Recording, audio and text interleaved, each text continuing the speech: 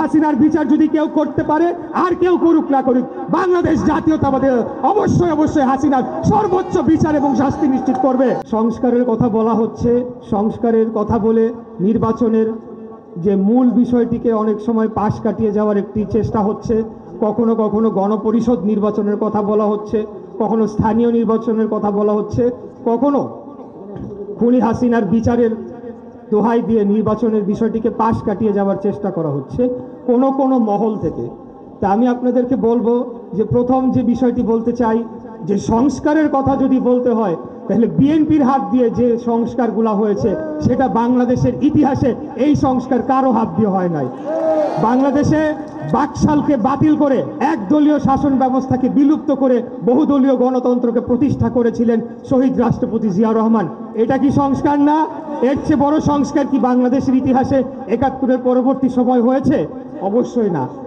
আমি বলতে চাই এখানে যে সংস্কারের কথা যদি বলতেই হয়, ২০১১ সালে যখন তত্ত্বাবধায়ক সরকার ব্যবস্থা বাতিল করা হয়, ৩০শে জুন পঞ্চদশ সংশোধনীর মাধ্যমে খুনি হাসিনা অবৈধভাবে জোর খাটিয়ে যে তত্ত্বাবধায়ক সরকার ব্যবস্থা বাতিল করেছিল, তখন থেকেই তো বিএনপি এবং অন্যান্য রাজনৈতিক দল আমাদের নেতৃত্বে রাজপথে ছিলাম। আমরা আন্দোলন সংগ্রাম করেছি। কেন? একটি সুষ্ঠু, সঠিক, নিরপেক্ষ নির্বাচনের জন্য, যেখানে জনগণ ভোট দিয়ে যাকে রাষ্ট্র ক্ষমতায় আনতে চায়, যাকে ভোট দিতে চায় তাকেই ভোট দিয়ে রাষ্ট্র ক্ষমতায় নিয়ে আসবে। অতএব আজকে সংস্কারের কথা বলে নির্বাচনকে পাশ কাটিয়ে যাওয়ার কোনো সুযোগ নাই। গত ৫ই আগস্ট খুনি হাসিনা পালিয়ে যাওয়ার আরও ১.৫ বছর পূর্বে ৬৪টি রাজনৈতিক দল এবং সকল যে বাংলাদেশের যে বিভিন্ন সমাজের যে গণ্যমান্য ব্যক্তিরা রয়েছেন তাদের সাথে আলাপ আলোচনার মাধ্যমে ৩১ দফার সংস্কার প্রস্তাব দেয়া হয়েছিল। যখন কেউ কিন্তু সংস্কারের বিষয়ে কোনো কথাই বলে নাই, সংস্কার যে প্রয়োজন সেই বিষয়টি উপলব্ধি করে নাই, তখনই ৩১ দফার রাষ্ট্র সংস্কারের প্রস্তাব দেওয়া হয়েছিল। অতএব আমরা বলতে চাই যে সংস্কারের দোহাই দিয়ে অবশ্যই আমাদের এই নির্বাচনের বিষয়টিকে আড়াল করার কোনো সুযোগ নাই। বাংলাদেশে যে আন্দোলনটি হয়েছে সেটা হয়েছে গণতন্ত্রহীনতার জন্য। গত যে আন্দোলনটি হয়েছে সেটা অন্য কোনো কিছু না, গণতন্ত্রের জন্য আন্দোলন হয়েছে।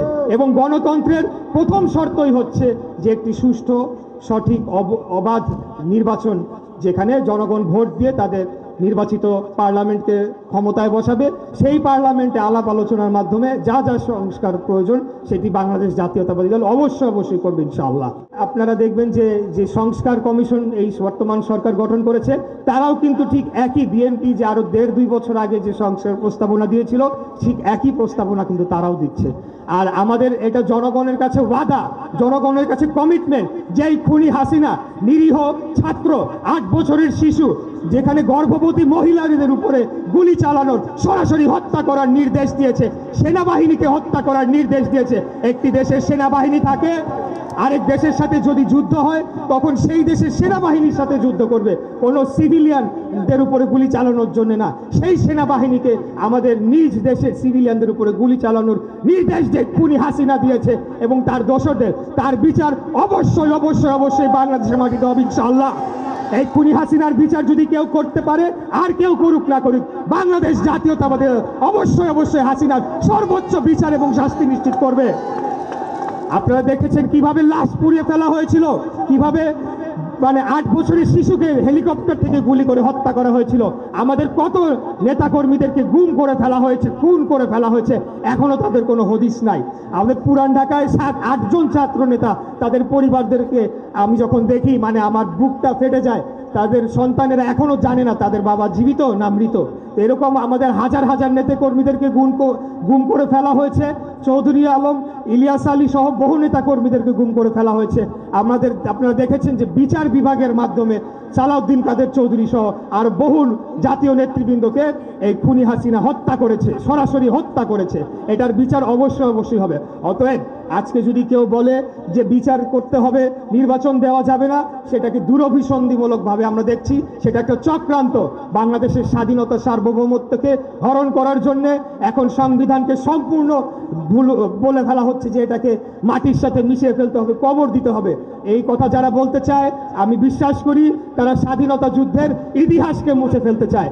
শহীদ রাষ্ট্রপতি জিয়াউর রহমান যে ২৬শে মার্চ যে ঐতিহাসিক মুক্তিযুদ্ধের স্বাধীনতার ঘোষণা দিয়ে যে সশস্ত্র মুক্তিযুদ্ধ সূচনা করেছিলেন, তারপরেই কিন্তু গিয়ে 9 মাস রক্তক্ষয়ী যুদ্ধের পর বাংলাদেশ স্বাধীন হয়। অতএব মুক্তিযুদ্ধকে কেউ যদি ধারণ করে, সেটা বাংলাদেশ জাতীয়তাবাদী দল বিএনপি, এবং খুনি হাসিনার সময় এটাকে বিক্রি করে সে ক্ষমতায় ছিল।